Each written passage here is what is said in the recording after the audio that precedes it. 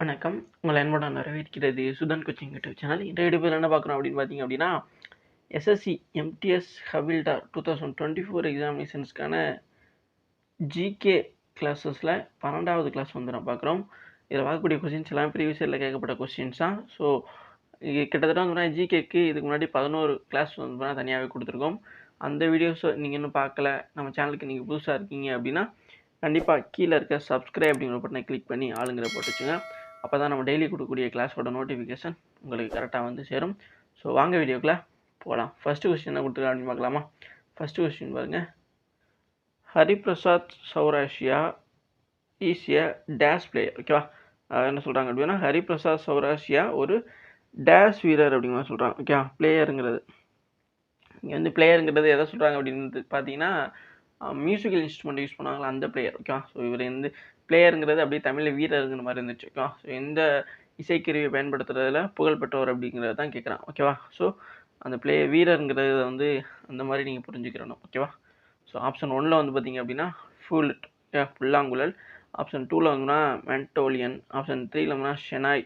And option 4ல் வந்துன்னா guitar. ஓகேவா, so இதில் ஹரிபிரசாத் சௌராஷியா அப்படிங்கிறவர் வந்து பார்த்தீங்கன்னா எந்த மியூசிக்கல் இன்ஸ்ட்ருமெண்ட் யூஸ் பண்ணுறது புகழ்பெற்றவர் அப்படின்னு பார்த்தீங்கன்னா ஃப்ளூட். ஓகே, அதாவது புல்லாங்குழல்னு தமிழில் சொல்லுவோம். ஸோ இந்த புல்லாங்குழல் அப்படிங்கிற கருவியை பயன்படுத்துறதுல புகழ்பெற்றவர் தான் வந்து பார்த்தீங்கன்னா இந்த ஹரிபிரசாத் சௌராஷியா. ஓகேவா, ஸோ இனிமேல் ஹரிபிரசாத் சௌராஷியா அப்படின்னு சொன்னாவே வந்து பார்த்தீங்கன்னா அவர் எந்த மாதிரியான கருவி யூஸ் பண்ணுறதுல புகழ்பெற்றவர் அப்படின்னு பார்த்தீங்கன்னா ஃப்ளூட், அதாவது புல்லாங்குழல். ஓகேவா, ஸோ இன்னொரு ட்ரிக் என்னென்னு பார்த்தீங்க அப்படின்னா, சில பேரோட பெயர்களில் சௌராஷியா அப்படிங்கிற மாதிரி முடிஞ்சிச்சு அப்படின்னா அவங்க ஃப்ளூட் யூஸ் பண்ணுறதுலாம் புகழ்பெற்றவங்க அப்படிங்கிறத நீங்கள் ஞாபகம் வச்சுக்கிறோங்க. ஓகேவா, ஸோ இது வந்து ஒரு சின்ன ட்ரிக்கு.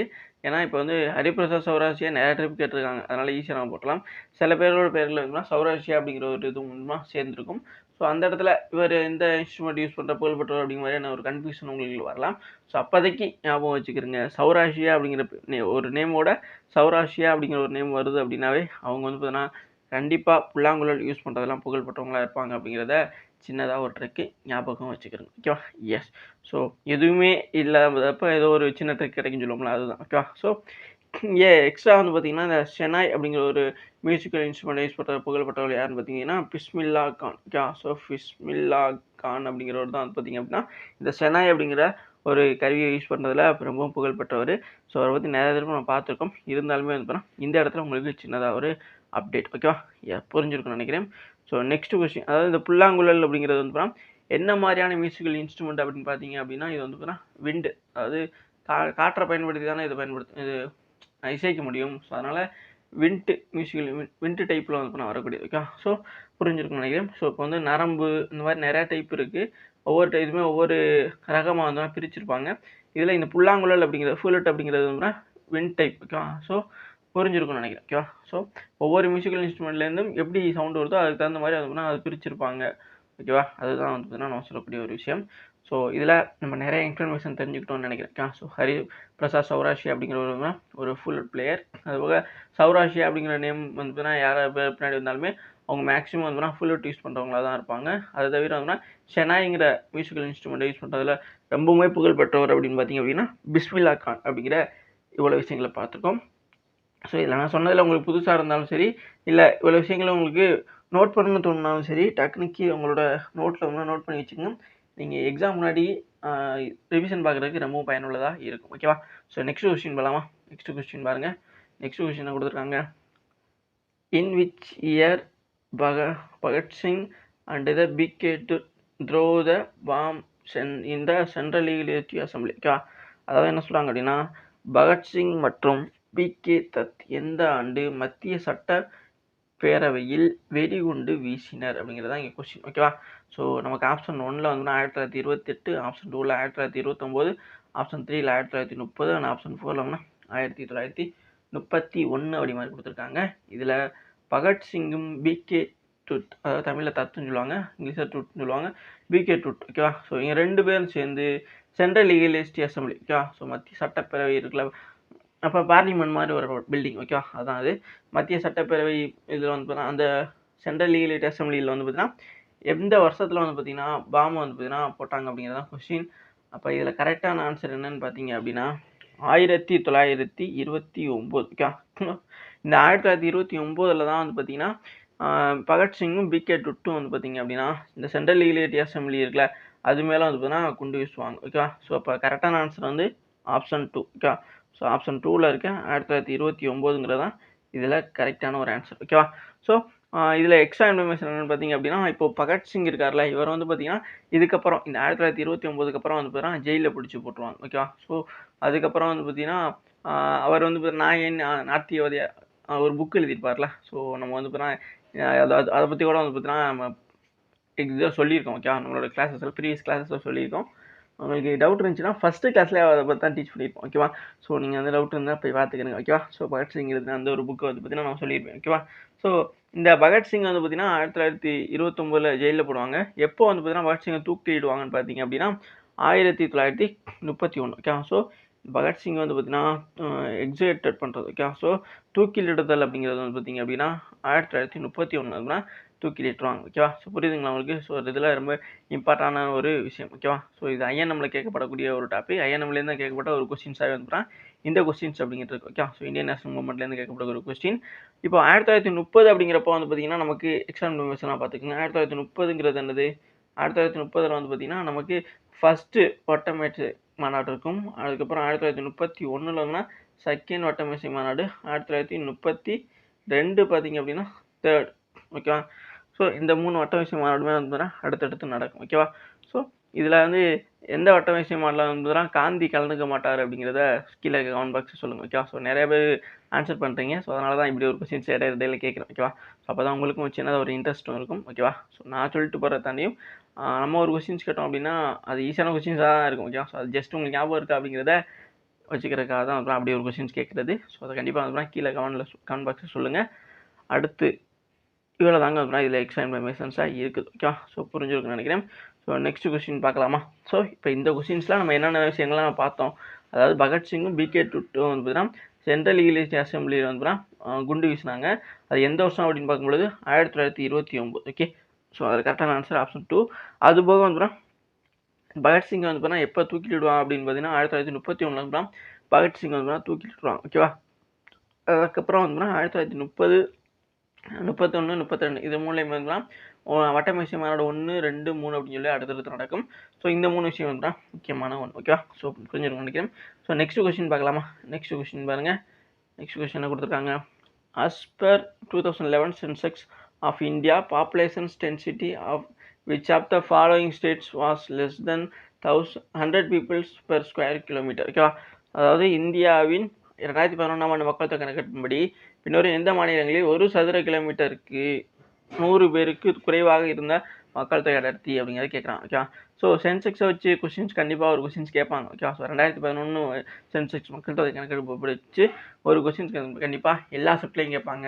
அது ப்ரீவியஸ் இயர் கொஸ்டின்ஸ் தான் திரும்ப திரும்ப கேட்ட கொஸ்டின்ஸோ தான் வரலாம். ஸோ அதனால தான் நான் ரெகுலராக என்னோட எல்லா கிளாஸஸ்லையுமே வந்து இந்த சென்செக்ஸ் அண்ட் புக்கை வச்சு வரக்கூடிய கொஸ்டின்ஸ் அதெல்லாம் கொண்டு வந்துக்கிட்டே இருக்கும்.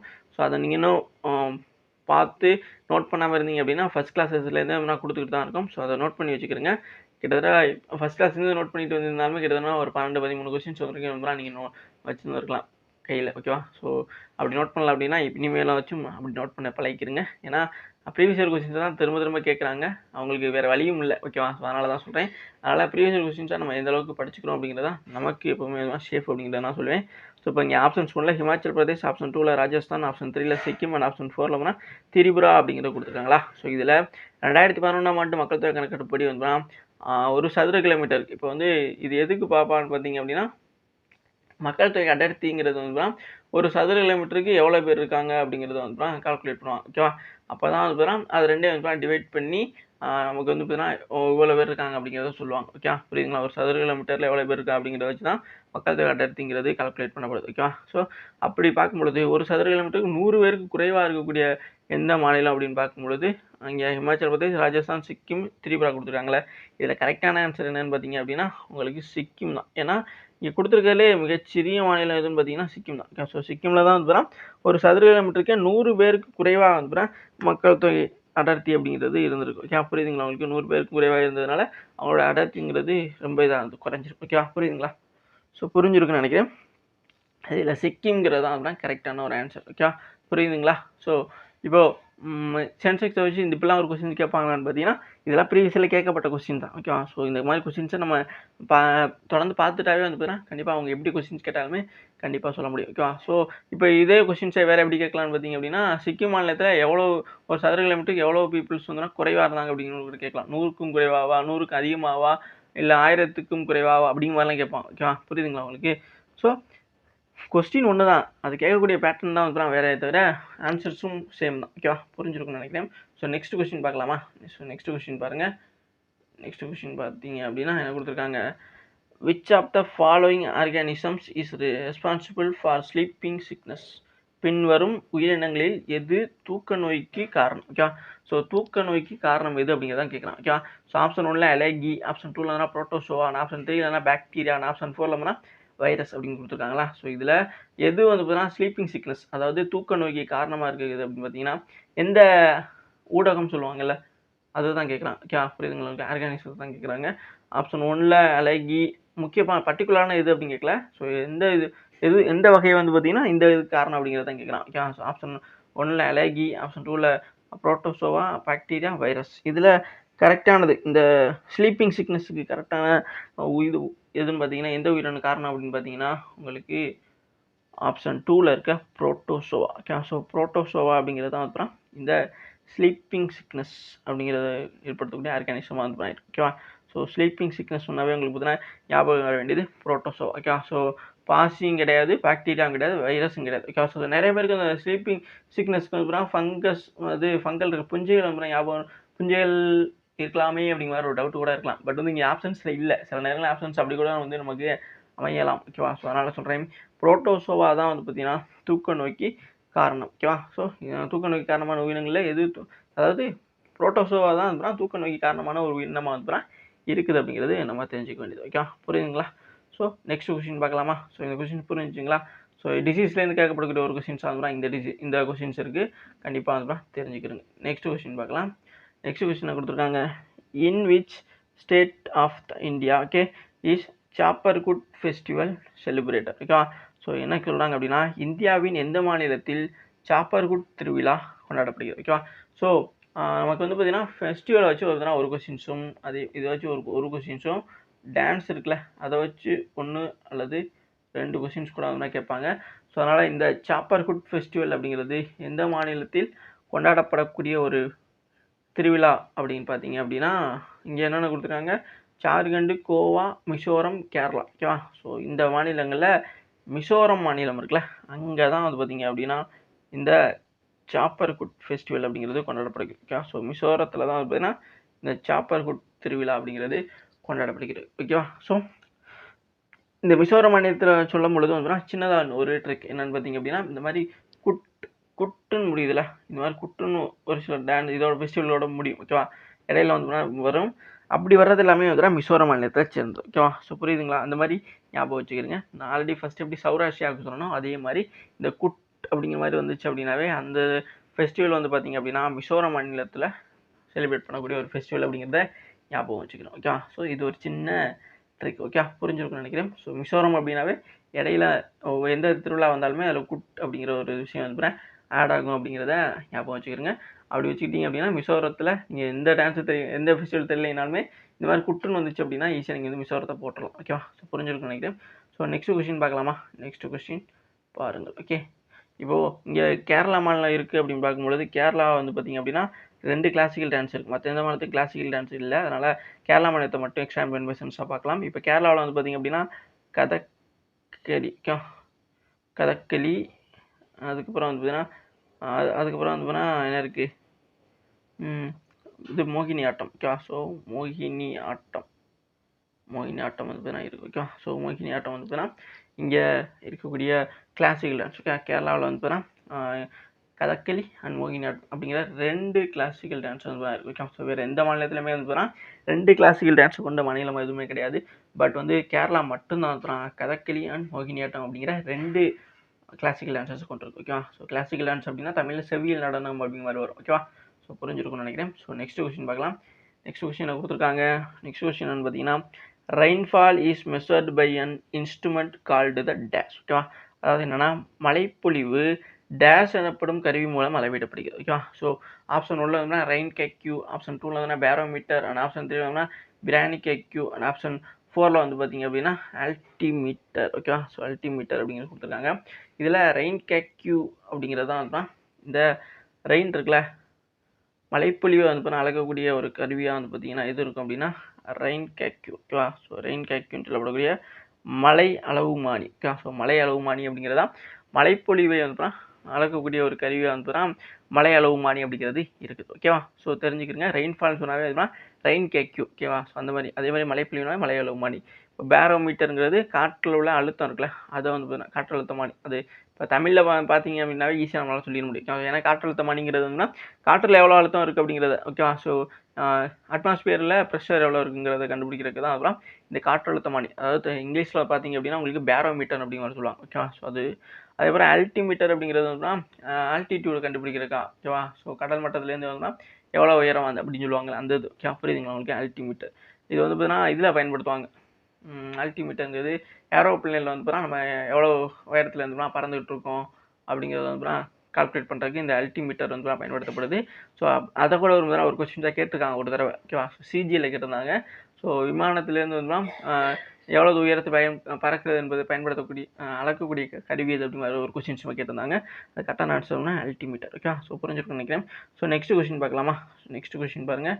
ஸோ இதில் எக்ஸ்ட்ரா இன்ஃபர்மேஷன்ஸை நம்ம மலையாளமணியை தாண்டி காற்றழுத்தமானி அல்டிமீட்டர் அப்படிங்கிற விஷயத்தெல்லாம் பார்த்தோம். ஓகேவா? ஸோ நெக்ஸ்ட்டு பார்த்தீங்க அப்படின்னா இங்கே என்ன கொடுத்துருக்காங்க, the temple of the Khajuraho are a magnificent example of the temple. ஓகேவா?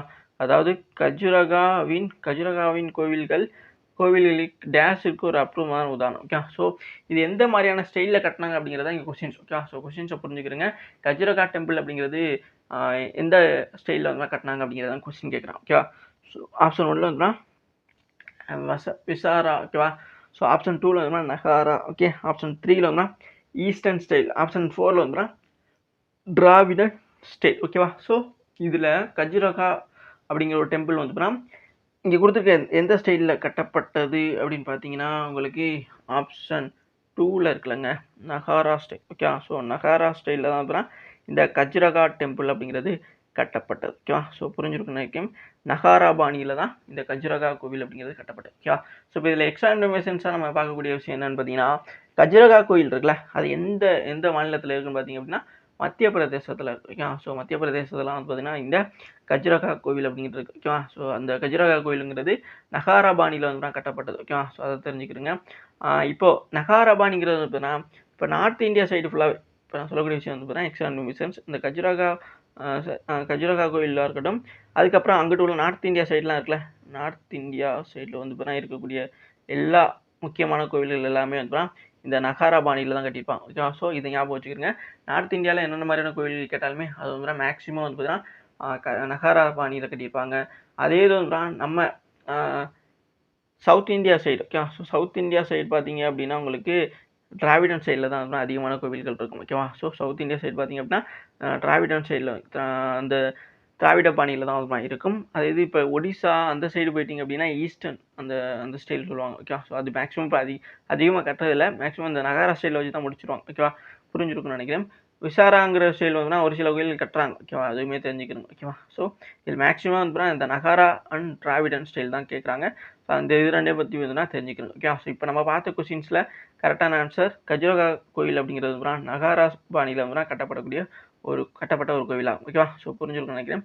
ஸோ இந்த கஜுரகா கோயில் அப்படிங்கிறது எந்த மாநிலத்தில் இருக்குன்னா மத்திய பிரதேசத்தில் வந்து இருக்குது. ஓகேவா? ஸோ எம்பியில் இருக்குது. ஸோ நெக்ஸ்ட் கொஸ்டின் பார்க்கலாம். நெக்ஸ்ட் கொஸ்டின் என்ன கொடுத்துருக்காங்க, Bhavai is the traditional theatre form of which Indian state. ஓகேவா? அதாவது பாவை என்பது இந்திய மாநிலத்தின் பாரம்பரிய நாடக வடிவம். ஓகேவா?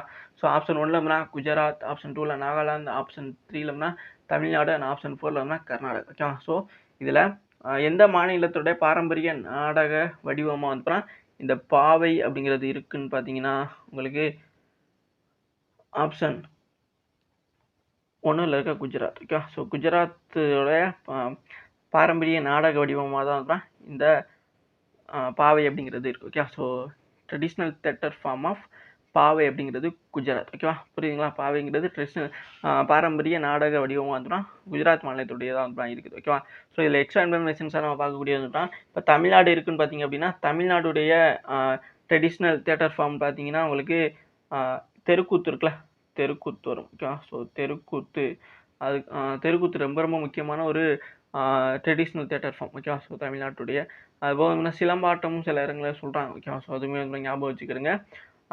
அது வந்து நான் தற்காப்புக்காக சொல்லப்படக்கூடியது. ஓகேவா, ஸோ இப்போ ட்ரெடிஷ்னல் தியேட்டர் ஃபார்ம் அப்படின்னு தமிழ்நாடு சொல்லும்பொழுது தெருக்கூத்து தான் ரொம்ப ரொம்ப முக்கியமான ஒன்று. ஓகேவா, ஸோ அதை புரிஞ்சுக்கிறேன். ஓகேவா, ஸோ நெக்ஸ்ட் கொஸ்டின் பார்க்கலாமா? ஸோ நெக்ஸ்ட் கொஸ்டின் பார்க்கலாம். இது எக்ஸ்ட்ரா இன்ஃபர்மேஷன் இவ்வளோ தான். ஓகேவா, நெக்ஸ்ட் கொஸ்டின் கொடுத்துருக்காங்க.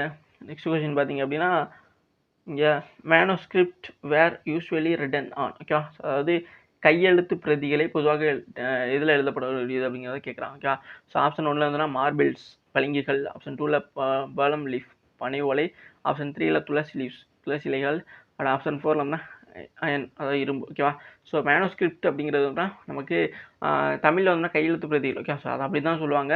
பட் வந்து பார்த்தீங்கன்னா இந்த கையெழுத்து பிரதிகள் வந்து பார்த்தீங்கன்னா எதில் எழுதப்பட்டது பழைய காலத்தில். ஓகேவா, ஸோ அதை புரிஞ்சுக்கிறேங்க. மேனோஸ்கிரிப்ட்னு சொன்னாவே பழைய கால அந்த ஓலைச்சுவடிகள் இருக்குல்ல அதுதான். ஓகேவா, ஸோ ஓலைச்சுவடிகள் அதை பற்றி தான் சொல்கிறாங்க. அவைகள் வந்து பார்த்தீங்கன்னா மேனோஸ்கிரிப்ட்னு சொன்னாவே உங்களுக்கு ஓலைச்சுவடி ஞாபகம் வச்சுக்கிறேன். அந்த ஓலைச்சுவடிகள் அப்படின்னு சொல்லப்போ அந்த ஓலைங்கிறதே எதுலேருந்து வந்திருக்குன்னா பனை ஓலையிலேருந்து. ஓகே, ஸோ அப்போ அந்த பனை ஓலையில் தான் அந்த ஓலையில் தான் வந்து எழுதியிருப்பாங்க அப்படி ஞாபகம் வச்சுக்கிறீங்க. அப்போ இதில் கரெக்டான ஆன்சர் என்னென்னு பார்த்தீங்க அப்படின்னா மேனோஸ்கிரிப்ட் அப்படிங்கிறது எதனால் எழுதப்படக்கூடியது பார்த்தீங்க அப்படின்னா பேலம் லீஃப். ஓகே, ஸோ இங்கிலீஷில் வந்து பேலம் லீஃப் சொல்லுவாங்க, தமிழில் வந்து பார்த்தீங்கன்னா பனை ஓலைன்னு அப்படின்னு வந்துடும். ஓகே, புரியுதுங்களா? ஸோ நிறைய பேருக்கு தமிழில் தெரியும், பட் வந்து இங்கிலீஷில் என்ன வரும் அப்படிங்கிறது டவுட்டாக இருந்துச்சு அப்படின்னா அதை தெரிஞ்சுக்கிறேங்க.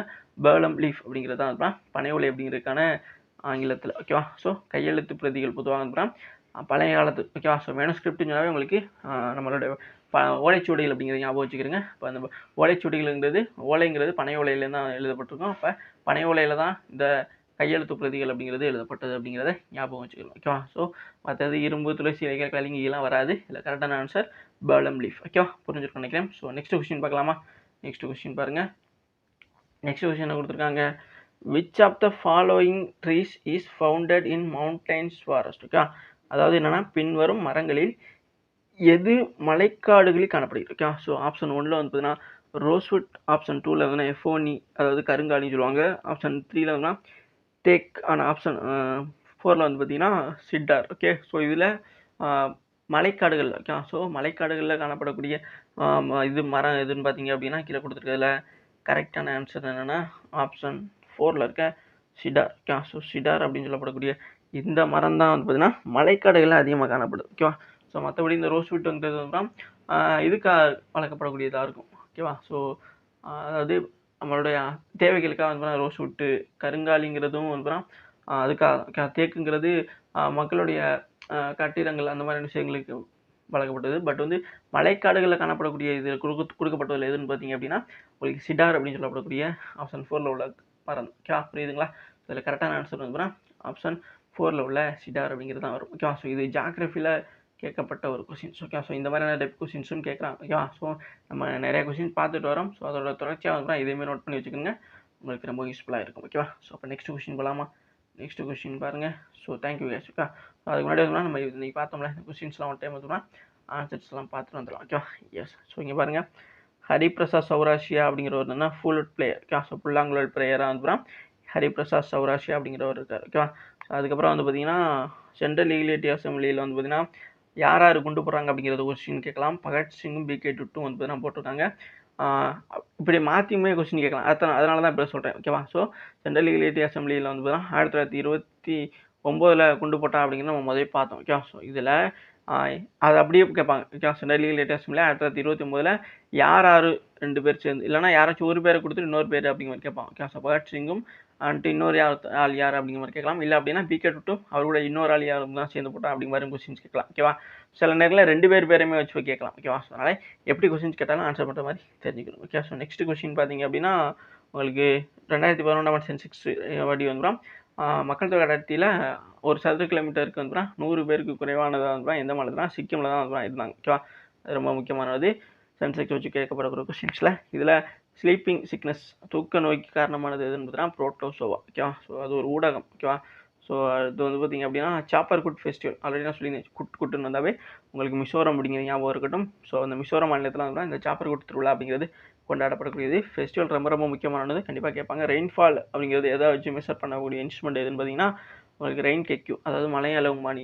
மழைப்பொழிவு வந்து பார்த்தீங்கன்னா மலை அளவுமானி வச்சு வந்து அளவிடப்படுகிறது. ஓகே. ஸோ அடுத்து கஜுராகா டெம்பிள் வந்து பார்த்தீங்கன்னா எந்த மாதிரியான ஸ்டைலில் வந்து கட்டப்படுதுன்னா Nagara style. Okay. So Nagara ஸ்டைலுக்கு தான் அந்த கஜுராகா கோயில் கட்டப்படுது. கஜுராகா கோயில் வந்து எந்த மாநிலத்தில் இருக்குன்னா மத்திய பிரதேஷ். ஓகேவா. ஸோ அதே மாதிரி பாவை அப்படிங்கிற ஒரு ட்ரெடிஷ்னல் தேட்டர் ஃபார்ம்ங்கிறது எந்த மாநிலத்துடையதுன்னா குஜராத். ஓகே. ஸோ குஜராத் மாநிலத்துடைய பாரம்பரிய நாடக வடிவம் தான் இந்த பாவைன்னு சொல்லப்படக்கூடியது. ஓகேவா. ஸோ தமிழ்நாட்டுக்கு என்ன ட்ரெடிஷ்னல் தேட்டர் ஃபார்ம் பார்த்தீங்க அப்படின்னா தெருக்கூத்துன்னு சொல்லப்படக்கூடியது. ஓகேவா. ஸோ நெக்ஸ்ட் கொஸ்டின் பாருங்கள். மேனோஸ்கிரிப்ட். ஸோ மேனோஸ்கிரிப்ட் அப்படிங்கிறது பனை ஓலை, அதாவது கையெழுத்து பிரதினா பனை ஓலையில் தான் எழுதுவாங்க. ஓலைச்சுவடியில் பனை ஓலையில் தான் எழுதுவாங்கன்னு சொல்லிங்கன்னா அதுதான். அடுத்து ஃபைனலாக வந்து மவுண்டன் ஃபாரஸ்ட்டில் வந்து எந்த ட்ரீ இருக்குன்னா சிடார். ஓகே. ஸோ சிடாருங்கிற ஒரு மாதிரி தான் வந்து மலைக்காடுகள் வந்து அதிகமாக காணப்படக்கூடியதாக வந்து இருக்குது. ஓகே. ஸோ புரிஞ்சிருக்கும்னு நினைக்கிறேன். So thank you case. Okay. So இது வரைக்கும் வீடியோ ஃபுல்லாக பார்த்து மிக்க நன்றி. இதே மாதிரியான கிளாஸஸ்க்கு நம்ம சேனல் தொடர்ந்து ஃபாலோ அண்ட் சப்ஸ்கிரைப் பண்ணி வச்சுங்க. நிறைய பேர் டெலகிராம் சேனலோட லிங்க் கேட்குறீங்க. கீழே டிஸ்கிரிப்ஷனில் லிங்க் கொடுத்துருக்கேன். ஸோ அந்த லிங்கை கிளிக் பண்ணி அதில் ஃப்ரீ டெஸ்ட்டு பிடிஎஃப் இருக்குது. அதை கிளிக் பண்ணி டெஸ்ட்டு டவுன்லோட் பண்ணிவிட்டு டெஸ்ட்டு போட்டு பாருங்கள். அதுலேருந்து டவுட் எது இருந்துச்சு அப்படின்னா நம்மளோட வீடியோஸில் வந்து ஆன்சரும் எக்ஸ்ட்ரா இன்ஃபர்மேஷன்ஸும் இருக்கும். கண்டிப்பாக அதை செக் பண்ணிக்கிறீங்க. நிறைய பேர் பார்க்குறீங்க பட் சப்ஸ்கிரைப் பண்ண மாட்டேங்கிறீங்க. உங்கள் ஃப்ரெண்ட்ஸும் கண்டிப்பாக ஷேர் பண்ணுங்கள், லைக் பண்ணுங்கள். ஸோ அது ரொம்ப ரொம்ப முக்கியமான இந்த விஷயத்தெல்லாம் பண்ணிங்க அப்படின்னா ஜஸ்ட்டு எனக்கும் சின்ன ஒரு சாட்டிஸ்ஃபேக்ஷனாக இருக்கும். Thank you guys.